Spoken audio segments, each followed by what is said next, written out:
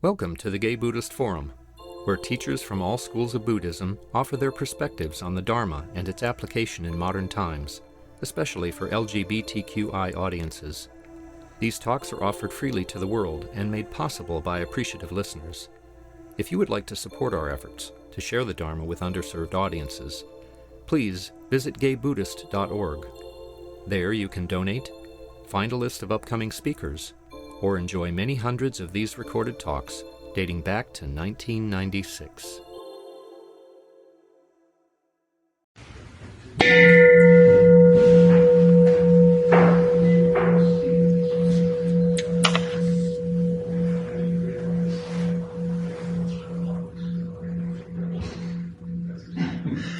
Welcome back, everyone. It is our tradition to go around the room and say our names. My name is Steve. Josh. Michael. Jim. Bob. Jim. David. Jen. George. My name's Cass. I'm Tom. Alicia. Bill. Welcome, everyone. And online, we have Ocean Phillips, Bill, John, Frisco, and Gaitis. It is my pleasure to introduce Matthew Perifano. What light through yonder window breaks? It is Matthew Perifano and Shakespeare Dharma. Matthew is grateful for a second opportunity to share some Shakespeare Dharma with the Gay Buddhist Fellowship. It was the Sangha's positive response to last June's talk at GBF that encouraged him to continue to develop this material. Two major influences in Matthew's life are the Dharma and the plays and sonnets of William Shakespeare. Shakespeare Dharma offers his personal insights into both, as well as how they connect as a source of wisdom, truth, and refuge. Welcome, Matthew. Just a little clarification. Although it says this is Shakespeare Dharma Part 2, it's really my opportunity to take another stab of whipping this material into a manageable form. So there are, if you were around last June, there are some things that you'll hear for the second time, but hopefully I'll be able to fit in everything I wasn't able to fit in last time. So it's looking like 55 minutes. If we go over, I ask for your forgiveness. We'll see how it goes. The other thing is I will be singing at times. And I think in this setting, I just would prefer not to have applause like the last time. And you can just, I think, just think of it as like a talk with Eve Decker, except you don't get to sing. So, just me. Okay, so, bombs away. My real introduction, my genuine introduction to Shakespeare began as an English major at San Francisco State, class of 72, and you had to have a Shakespeare requirement, which I kept on postponing each semester. I never connected with Shakespeare in high school. And it's a good thing I kept on postponing it because this 6-unit, as opposed to 3-unit Shakespeare class, was listed one semester. It was taught by a man named Edward Van Alstyne, known to his friends, students, colleagues, family as Van.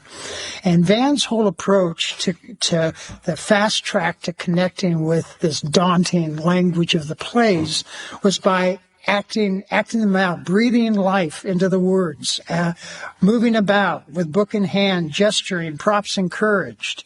And the class was a large lecture class where we were divided up into smaller groups who would meet for 3 hours outside of class each week, acting out whatever scenes or plays we were going to be studying. And our final project was Van divided the class, the scenes from King Lear among the class, and we ended up doing a staged reading of King Lear at the clubhouse down in the bowels of Stern Grove for friends and family. And I got to play Lear at that point where it seems to everyone he's speaking madman, but in fact he's beginning to see things clearly for the first time. And so by the end of that semester, I had not only connected with the language of the plays that I'd found so daunting in high school, but I was hooked. So much so that I ended up memorizing my lines as Lear. It just felt it was delicious having that language inhabit me, and a good kind of cathartic release for my college angst. So I must have made an impression because Van invited me to become part of a reading group that he and his wife Carol organized. They would have them mostly at their home. And these readings, they held some kind of extraordinary liminal space between the classroom and theater, between or the classroom and the stage.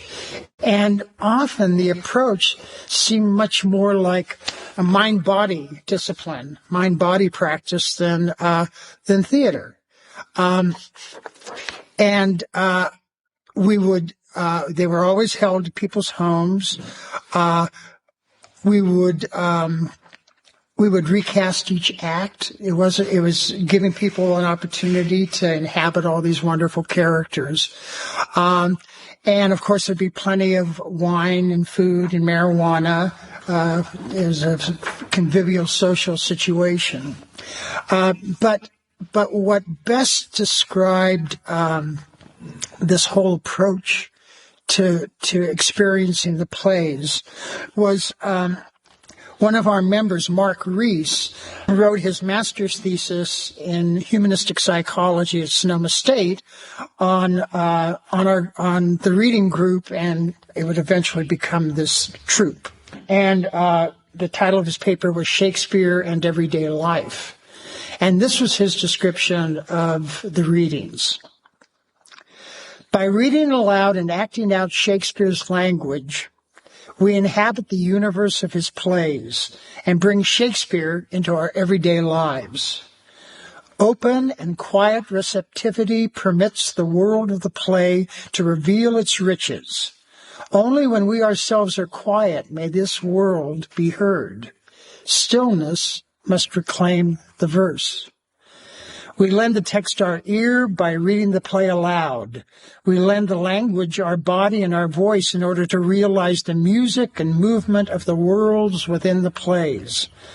By listening to each other, we establish a world among ourselves sufficient to share the worlds of Shakespeare's plays. The plays, in turn, offer themselves, sharing their landscapes, characters, and meanings. By dwelling in the world of Shakespeare's language, we come to a knowledge of another reality, another knowledge of ourselves. And so we would continue with these readings. I think kind of the ultimate, the most memorable reading that we had was what I like to call the acid Lear. One of our members had a house up in the Berkeley Hills. We dropped acid. We started as we came onto the acid, we chanted the Padmasambhava chant, Om Ahum Vajra Guru Padma Siddhi Hum, until we had come onto the drug, and then we went for it. It took us a little over 5 hours to get through the play, but we did it, and it was strange. My takeaway from it, of course, I was on acid, but I came away from that reading thinking that entire play was that every character in that play was an aspect of Lear himself. And subsequently, when I like to daydream about the plays, and I imagine a production of King Lear that's an oligarch on his deathbed, and he imagines the entire play from his hospital room. So that went on for a couple of years, and then Van and his family moved up to Oregon. I moved down to Orange County for 3 months to be the live-in attendant of a friend of mine's father, who was a psychiatrist and with MS.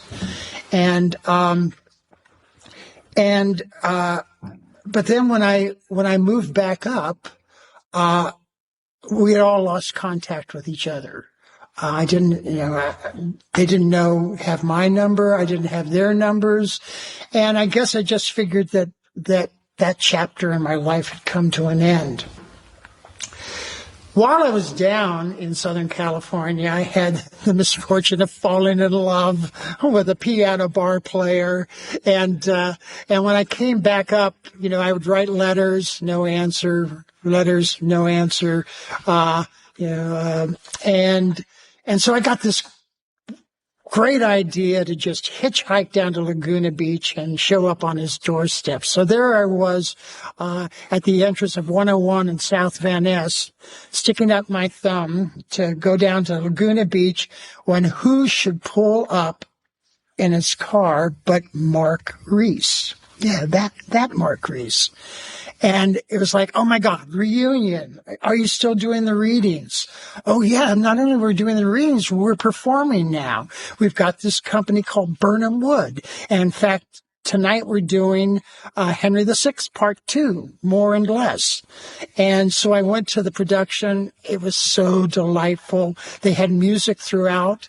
There was one great thing, in the history place, a lot of heads roll. A lot of people are killed.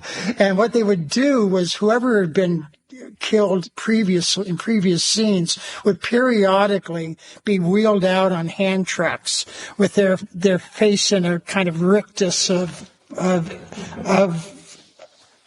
anguish and hatred. And it kept on first there were 1, then 2, 3, 4. Anyway, and it turned out their Warwick was leaving the troupe. And so they said, come on board. And that's how I became a member of Burnham Wood.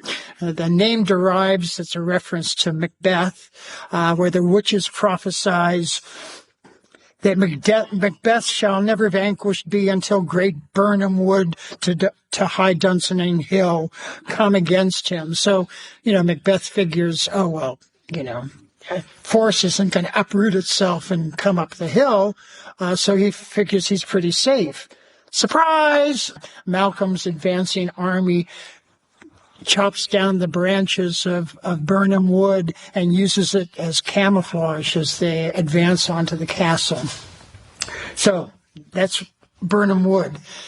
We were a very different little troupe. We only performed we only did one performance at a time. We just print up some flyers, and it would be Burnham Wood comes to Intersection of the Arts, Union Street. Burnham Wood comes to Live Oak Theater. Burnham Wood comes to Golden Gate Park. We would do, we did little 1-hour shows that we did in various branches of the public library. We once auctioned ourselves off and did 12th Night in somebody's living room. So that was unusual. We didn't have runs. We would just, every once in a while, we'd put on a play. We couldn't afford sets, so we had music throughout the productions. Let me see what else.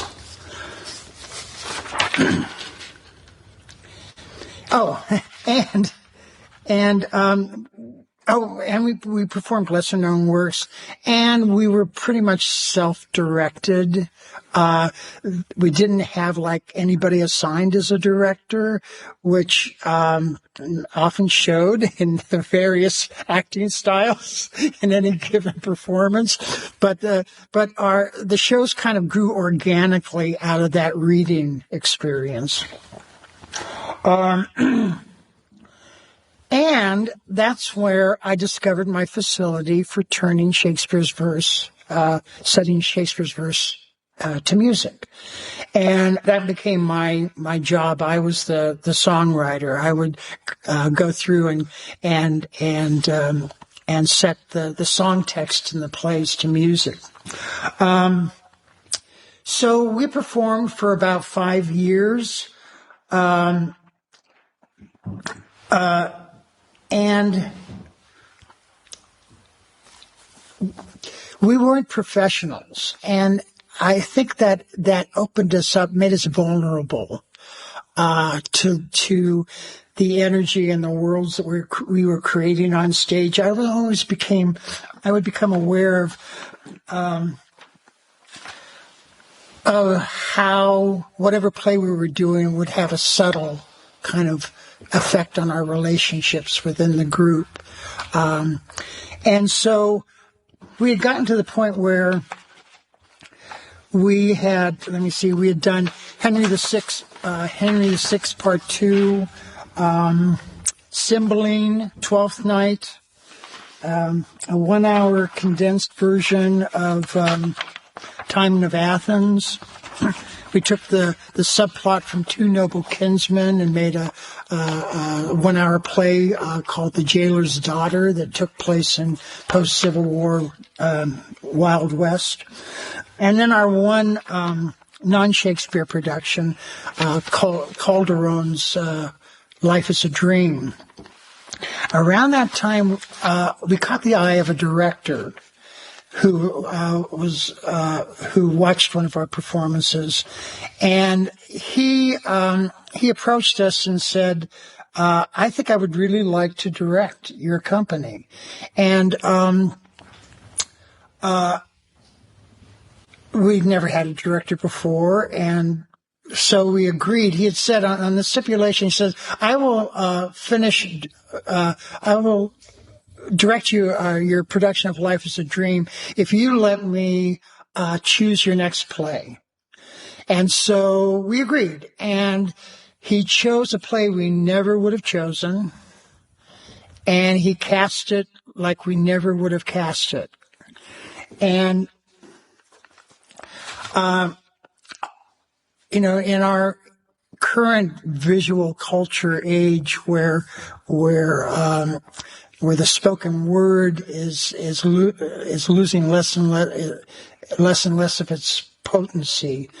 I do believe in the power of the spoken word. And, even at this moment, in thousands of temples around the globe, there are thousands of monks who are chanting right at this moment. And when we say our dedication of merit, when we do meta exercises, if the spoken word didn't have some innate power to it, it would be a waste of breath. No? Yes. So here's the thing. He chose Macbeth. Ironically enough, us being Burnham Wood, and he cast it like we never would have cast it. And that already set up kind of tensions among the company. And, traditionally in theater, there's a whole tradition about the curse of Macbeth. And the idea that you're never supposed to say Macbeth in a theater. Since this is not a theater setting, I feel comfortable in saying Macbeth. There, I said it. Okay. You refer to it as the Scottish play, or the character as Mackers, or whatever. But it's a charming little. And I believe.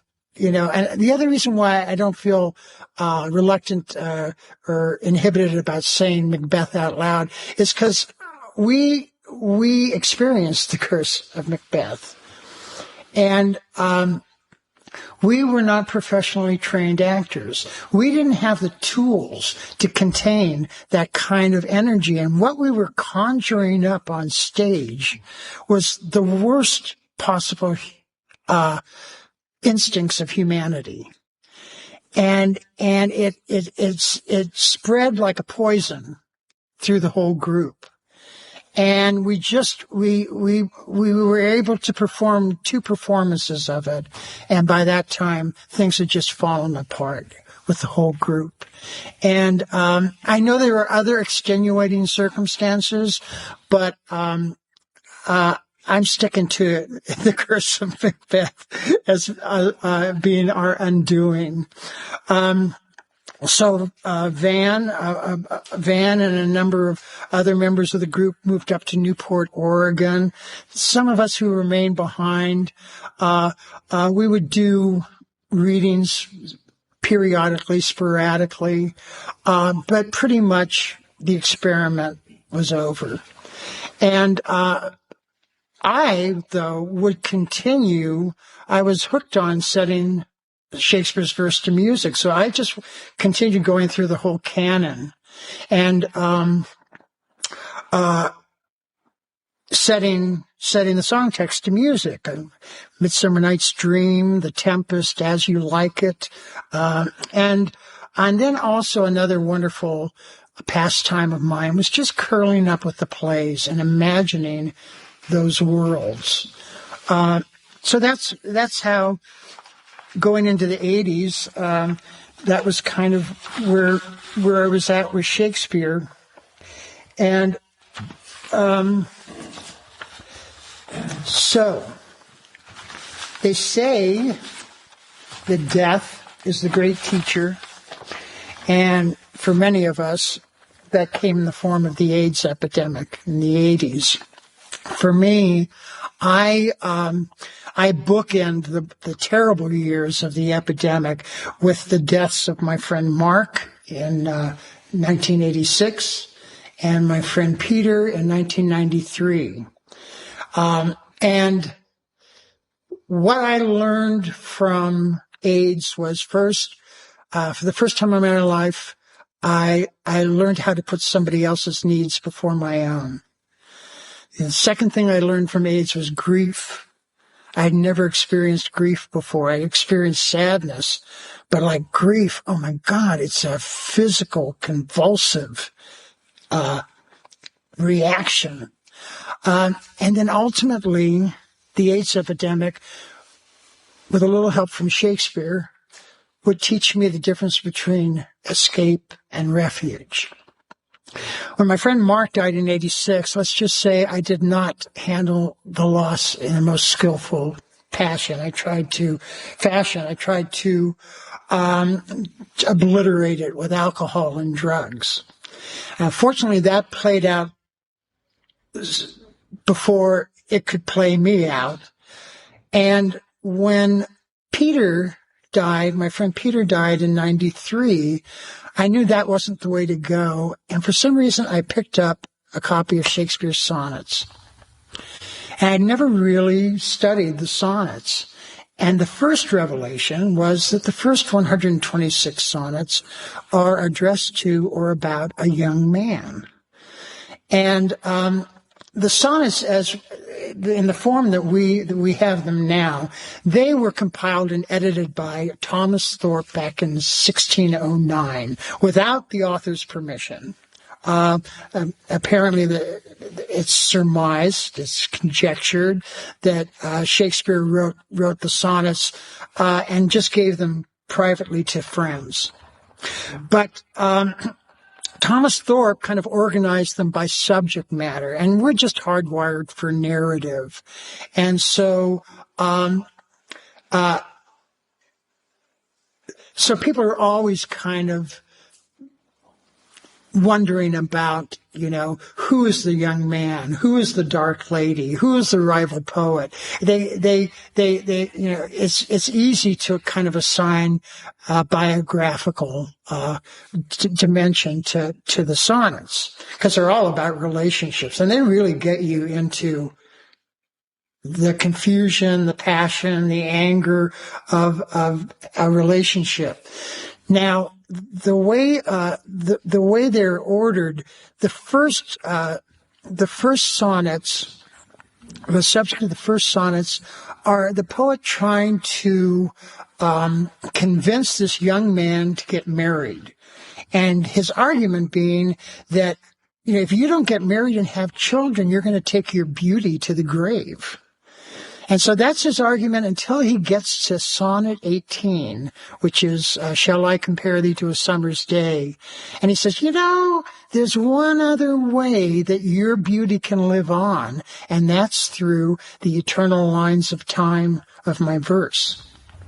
So I have my own version of Shakespeare in Love, and my version is that the poet is assigned by this young man's parents to write a series of poems to convince him to get married, and in the course he falls in love with them. And also in my Shakespeare in Love, there's unfortunately no part for Gwyneth Paltrow. So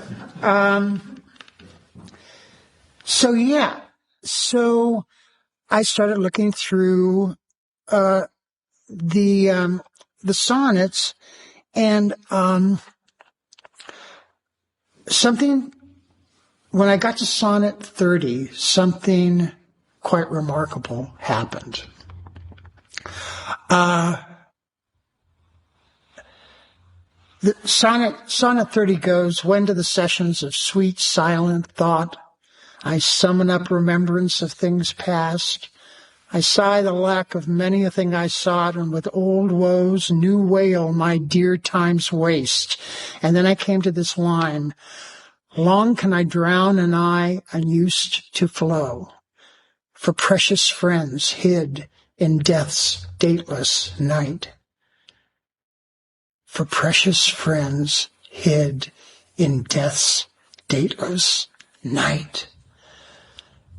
And it was quite powerful. It was like suddenly a great burden had been lifted, and I no longer felt alone in my grief. I didn't have the word for it then, but what I was experiencing was karuna, compassion, the fact that we are never alone in our suffering. And that's when I realized that Shakespeare was going to be my path through my loss. And that's when Shakespeare became my refuge. At the time, I was the maintenance man at French American International School. I was the sole maintenance person. But because of my, so I did, set up for events, did repairs, drove the kids around. But also I connected with the arts program there. And pretty soon I was writing music for their productions. And just because of my theatrical and arts background. And so I started studying some of the sonnets to music, and then I started looking back over other Shakespeare settings that I had done, and saw how they spoke to the whole process of the love, loss, the impermanence, cyclical nature of life. And I put together a song cycle called A Shakespeare Garden, which in very general terms through Shakespeare's verse touched on those different, love, loss, impermanence. And we performed it at the school. This is while I was still the maintenance person. Subsequently, the school had a continuing education program for the entire staff, me included. This is French American back when it was much warmer and smaller and fuzzier. And they paid for me to go back and get my master's degree. And I eventually began teaching there. So now we get to the Dharma part. About 12 or 13 years into teaching, they decided to bring mindfulness into the classroom. They had mindfulness in the classroom, secular mindfulness, ostensibly to lessen the stress of the students, though I always thought it was maybe a kind of sly approach to classroom management. You know, everybody listen to the chime, and, you know, and raise your hand when you can't hear it anymore. But more than bringing it into the classroom, I just became interested in Buddhism and the teachings. And so I bought a copy of Thich Nhat Hanh's The Heart of Buddhist Teachings, and started studying Buddhism. And there were the three refuges. There was the Buddha, the Dharma, and the Sangha. Well, I had the Buddha and I had the Dharma, but I needed the Sangha. So I thought, well, I'm single and gay. I wonder if there's a gay Buddhist organization. And GBF was the first one that popped up, and that's why I'm here today. So the first time I ever made this connection between Shakespeare and Buddhist teachings was about 4 years ago. I took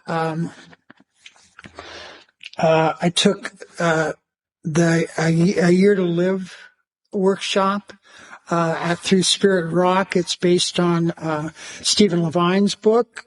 Who worked with in hospice, worked with dying people, and had realized that people often, when they get to that transitional time in their life, they are often unprepared. And so he created this book where you basically you imagine you have a year to live, and subsequently groups have done year-long workshops based on Stephen Levine's book.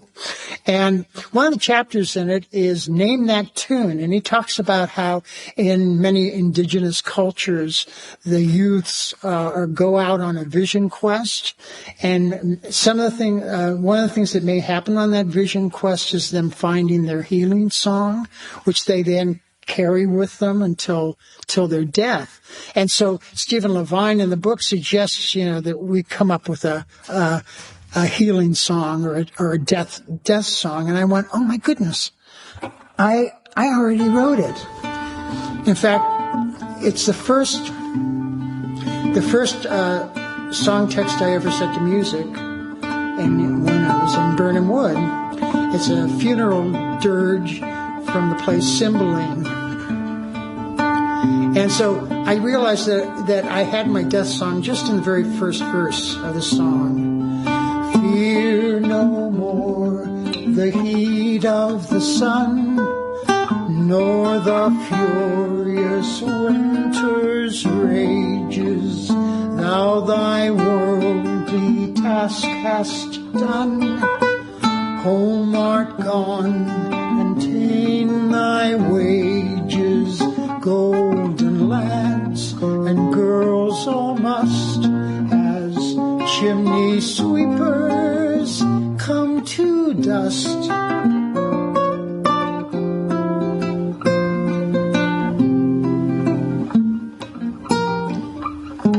Sorry.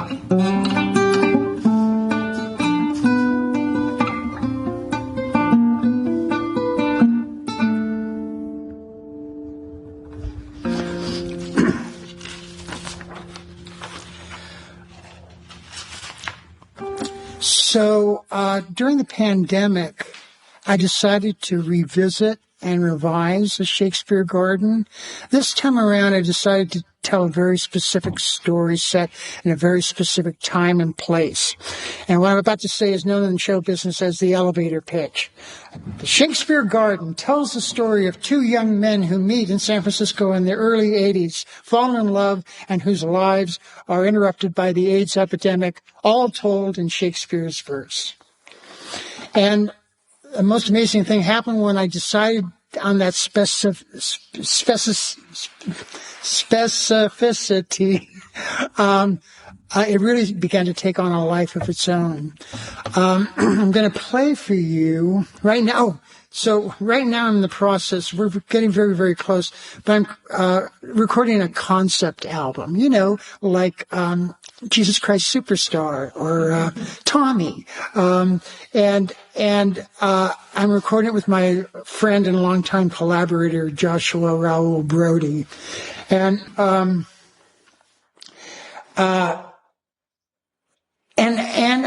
have a vision of it. I have a vision of it being staged one day, but if that never happens, at least there'll be the album. But this is how it begins. When I imagine it, it begins in a park. There's an elderly man standing beside a big flowering plum tree. And it's this selection. It starts out with the first noble truth as spoken by King Lear, and then it segues into Sonnet 30, which really, for me, was like my gateway to Shakespeare as a refuge. Thou know'st the first time that we smell the air, we wail and cry. When we are born, we cry that we are come to this great stage of fools. We cry, we cry, we cry.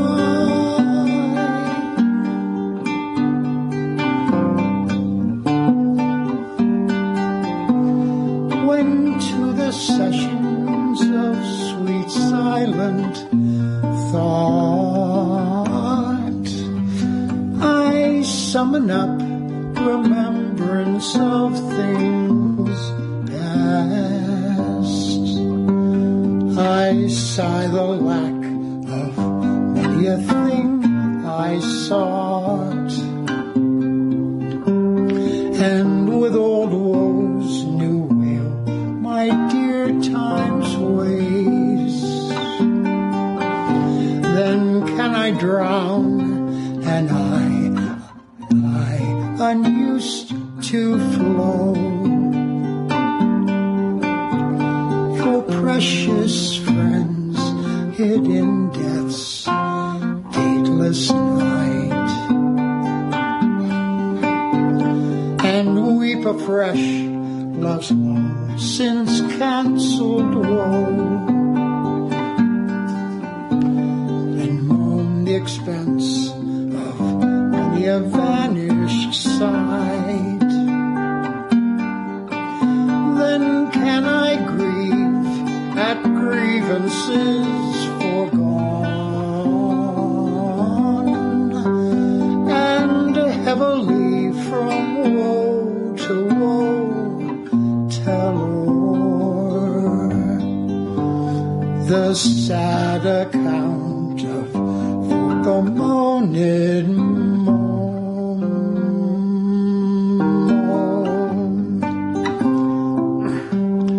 which I knew pay as if not paid before. But if the while I think on thee, dear friend, all losses are restored and sorrows end. Sorrows end. Sorrows end. Sorrows end.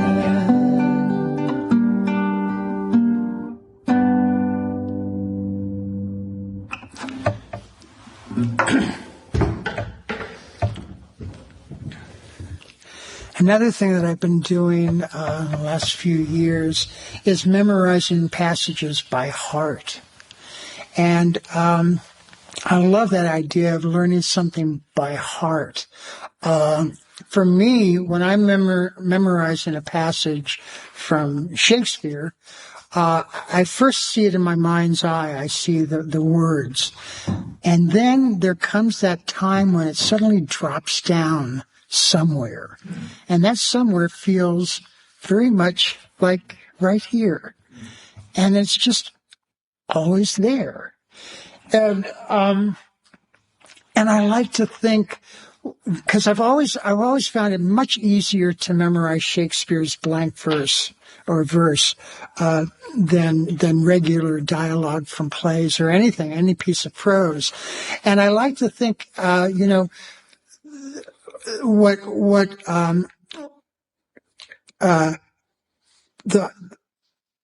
what identifies blank verse, the rhythm of blank verse is it's an iambic pentameter. And iambic pentameter are 5 beats, 5 iambs. Ba-bum, ba-bum, ba-bum, ba-bum, ba-bum. And I'm going, oh yeah, maybe that's why it's so easy for me to learn Shakespeare by heart, because the heartbeat is already there. And there are different kinds of languages in the plays: prose, and then blank verse, and then rhymed verse, and then the kind of highest gear is like a sonnet form. And in the earlier plays, prose was often spoken by comic characters or low status characters, and the higher status and central characters spoke in blank verse. But in the later plays, Shakespeare starts doing some really interesting things where you will have characters who begin a scene in prose, and then it suddenly slips into blank verse. And it's like, being a homosexual of a certain age, I have to, give a musical theater analogy, but the whole idea of why do people burst out in song on a musical theater stage, it's because words won't do the job. And so likewise, this idea that there are moments in the play where just basic prose will not it's not enough, and you need to go into higher gear. David Krosnick, who passed away a couple of years ago, was the artistic director of Shakespeare and Company, and he was the one that said, one way you can look at it is if especially in the later plays, if a character is speaking in prose, they're speaking from the intellect, and if they're speaking in blank verse, it's from the heart. Okay, so here we are. It's 10 minutes to 12, and I already haven't gotten this distilled down. So I'm just I'm afraid I'm just gonna have to cut out some songs, but I do want to share with you some of for any of you who have been to the last 3 or 4 retreats in the Santa Cruz Mountains, it's become a tradition of mine to recite this one speech from As You Like It.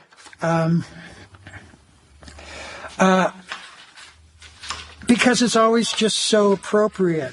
Now, As You Like It, the most famous speech is All the World's a Stage. But for me, my favorite speech is when we first meet Duke Sr. Duke Sr.'s had his dukedom stolen from him by his brother Frederick, and he has gone off into exile in the forest of Arden with a band of brothers. And so this is when we first meet him. And he says, "Now, my co-mates and brothers in exile, hath not old custom made this life more sweet than that of painted pomp?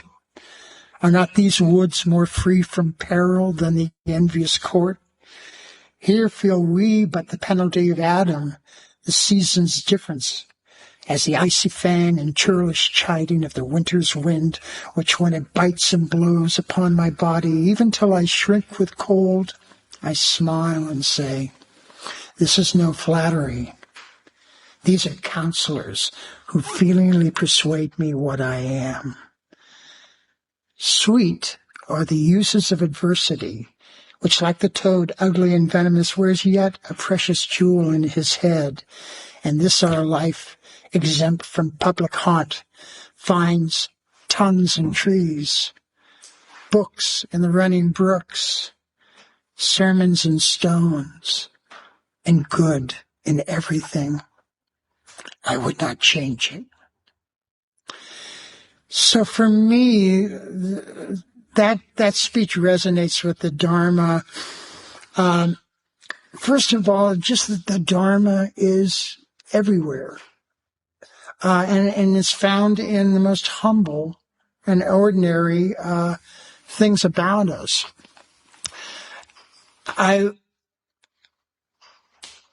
Some years back, before I was even introduced to Buddhism, really, I had this transcendent experience while washing the dishes in my house. I was looking out and washing the dishes and looking out the window when suddenly I was overcome with this feeling of that this moment, me washing the dishes, is no more or no less important than any other moment in my life.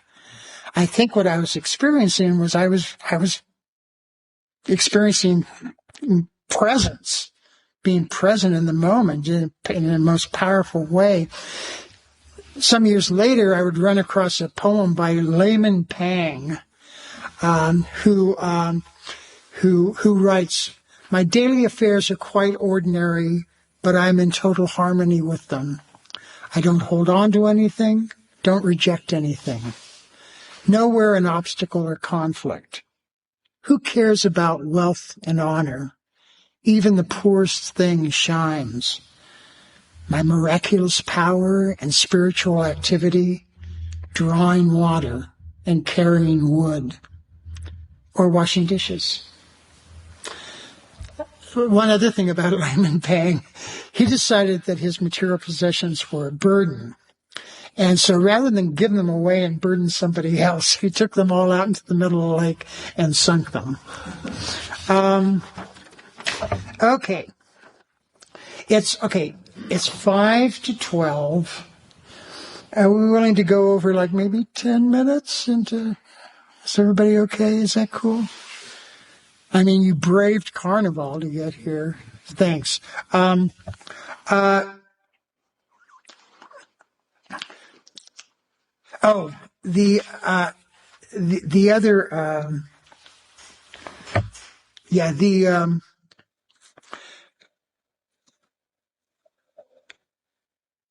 guess, yes, moving on to death, there's a wonderful little speech from Measure for Measure that I feel has a lot of Dharma embedded in it. Did Shakespeare know about the emptiness in form and the form in emptiness? Did Shakespeare know about non-self? No, I don't think so. But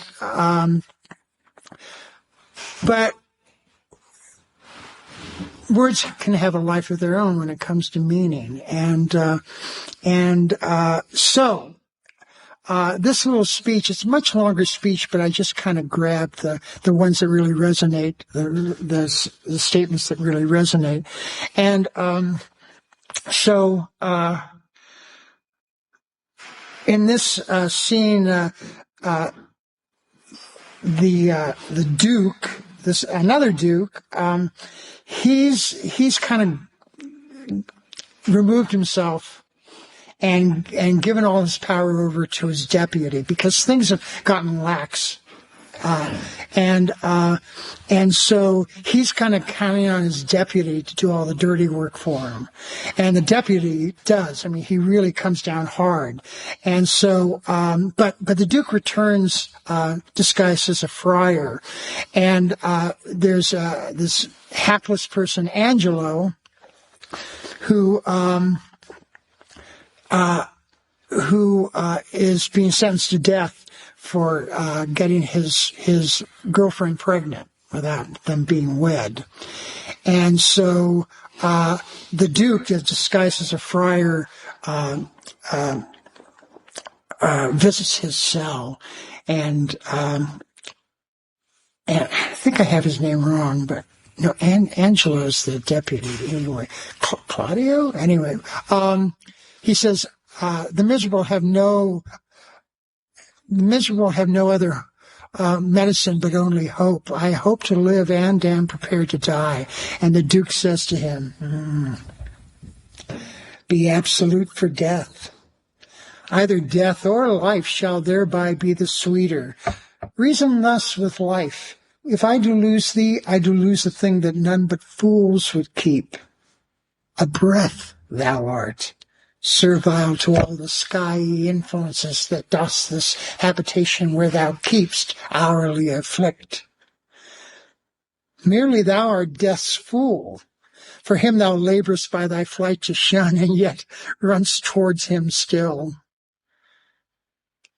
Thou art not thyself, for thou exist on many 1,000 grains that issue out of dust.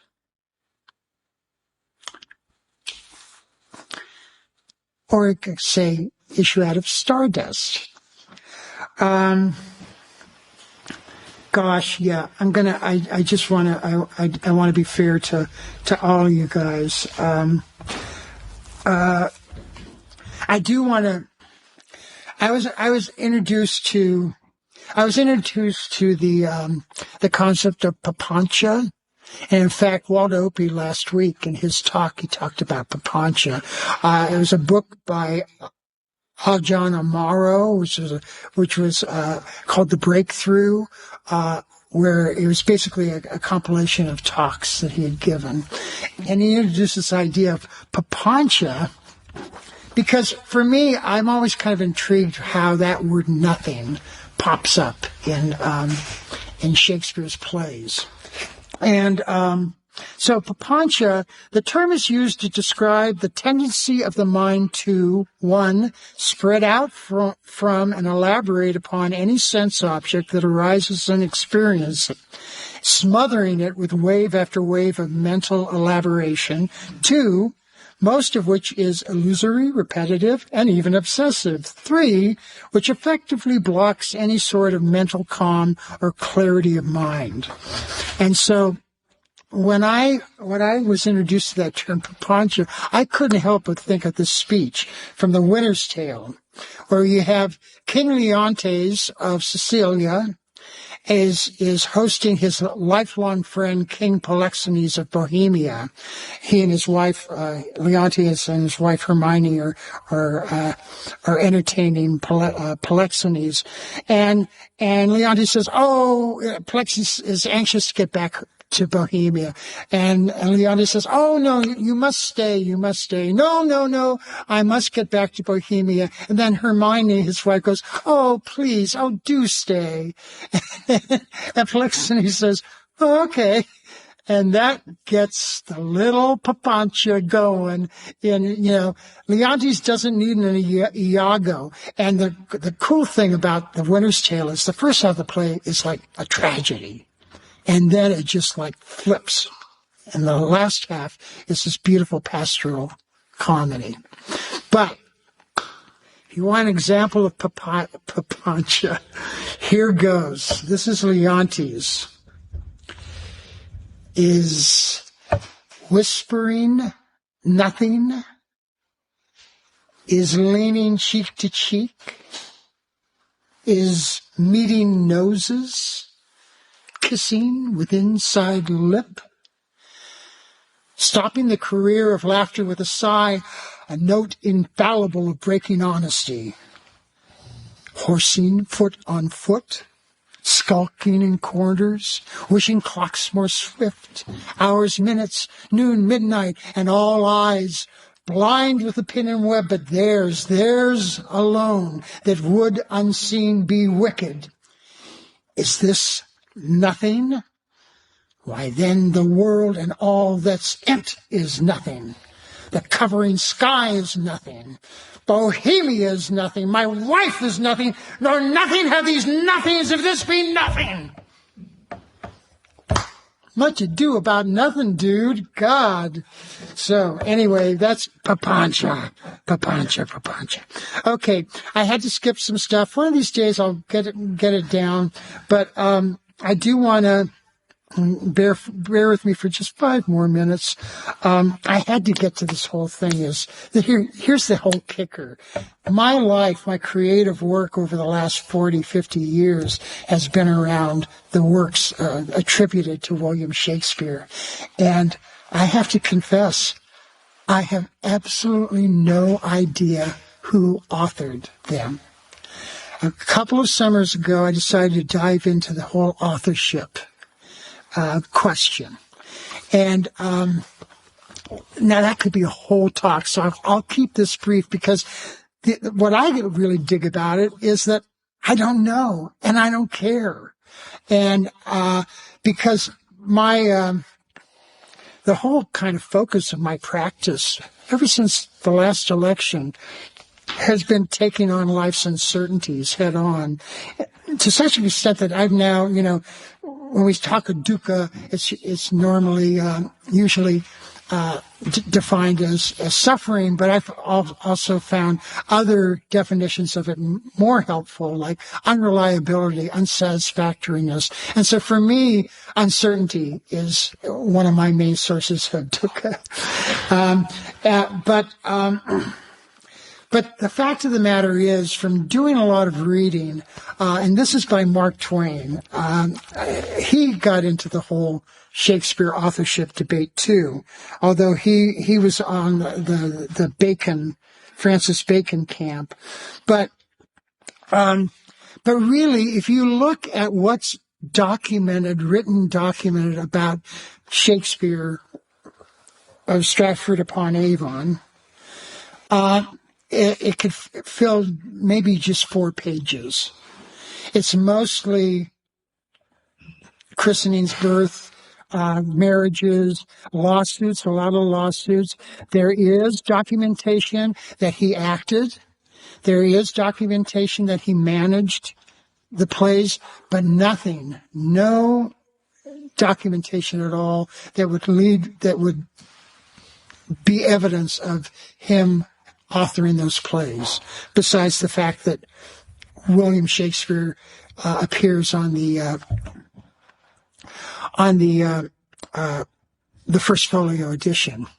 But so it's really nice. Mark Twain has spelled out in 4 pages everything we know about, everything that's documented about. But then he has in this chapter conjectures, and I just love this because I love the analogy. He says,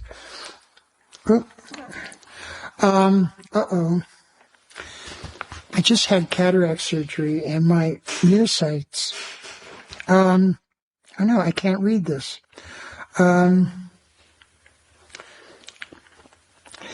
It is the very way Professor Osborne and I built the colossal skeleton brontosaur that stands 57 feet long and 16 feet high in the Natural History Museum. The awe and admiration of all the world, the stateliest skeleton that exists on the planet. We had 9 bones, and we built the rest of him out of plaster of Paris. And so, and that's pretty much as far as like what you hear about, there's like 9 bones and the rest. And he says, shall I set down the rest of the conjectures which constitute the giant biography of William Shakespeare? It would strain the unabridged dictionary to hold them. He is a brontosaur, 9 bones and 600 barrels of plaster of Paris. So anyway, I feel there's a kind of elation. I feel, knowing that I don't care who wrote it. It's the plays that are alive. And that, I may be uncertain about the authorship, but I'm most certain about the power and truth in the language of the plays and the sonnets. So I'm going to leave you with, probably one of the most profound things from The Tempest, which many kind of they like to look at it as his final play, his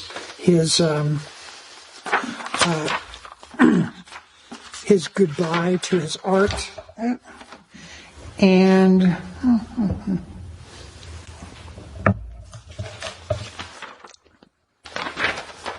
yeah. So there's this thing called the Diamond Sutra, and which ends with all conditioned phenomena are like dreams, illusions, bubbles, or shadows, like drops of dew or flashes of lightning. Thusly should they be contemplated. And in the context of the play, Prospero, the lord of the island, he's been shipwrecked onto the island with his daughter, and he's just put on a huge performance for his daughter and her intended husband. And he says this speech, which is about what they have just beheld. But also I think it taps into maybe another kind of more ultimate reality. So this is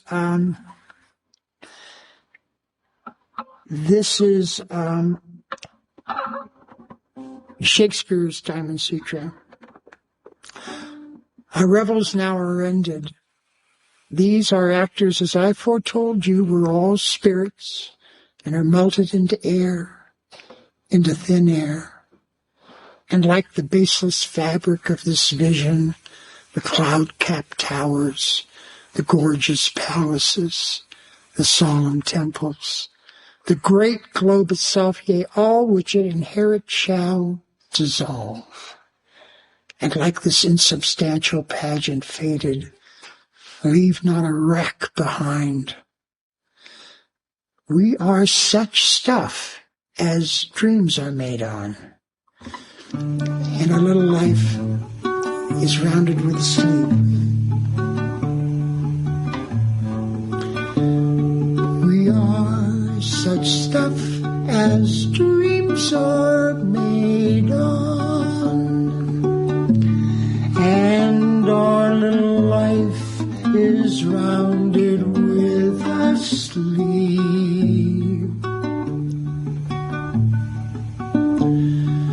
We are such stuff as dreams are made on, and our little life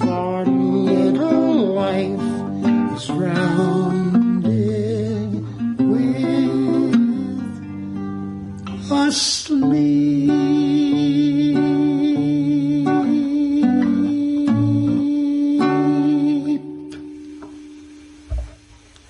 Thank you. Thank you, Matthew. So we have a host today. I'm your host. Please stay and enjoy the company of the Sangha. There are refreshments and hot water for tea. The banana bread is vegan. If you use a cup, you can just put it in the sink and I'll deal with it.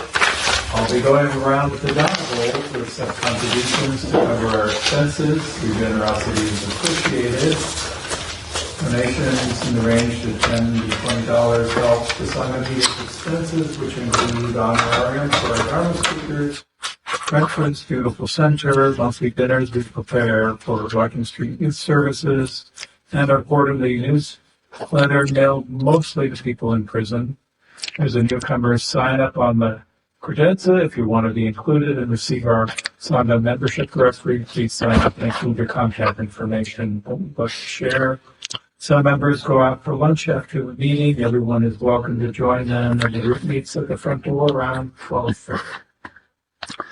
Thank you. And speaking of newsletters, next week we'll be doing our mailing here, so hopefully people will come and stick around and help us get those newsletters mailed off. The more the merrier. So there will be a Dharma talk and then a Yeah. later after. Yeah. Any other announcements? Let's gather for the dedication of merit.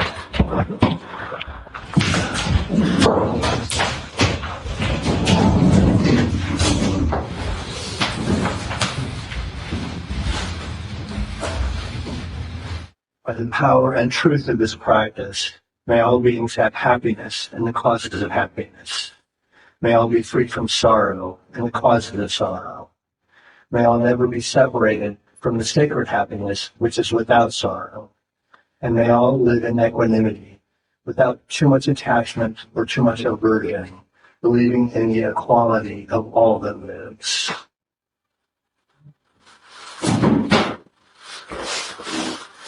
Call you or maybe the album that we're talking about, versions of streams. All the streams of your life. Thank you for listening to the Gay Buddhist Forum. If you would like to hear several new talks per month and be notified of upcoming speakers so you can participate live, please subscribe to this podcast, like us on Facebook, and join our mailing list by visiting gaybuddhist.org.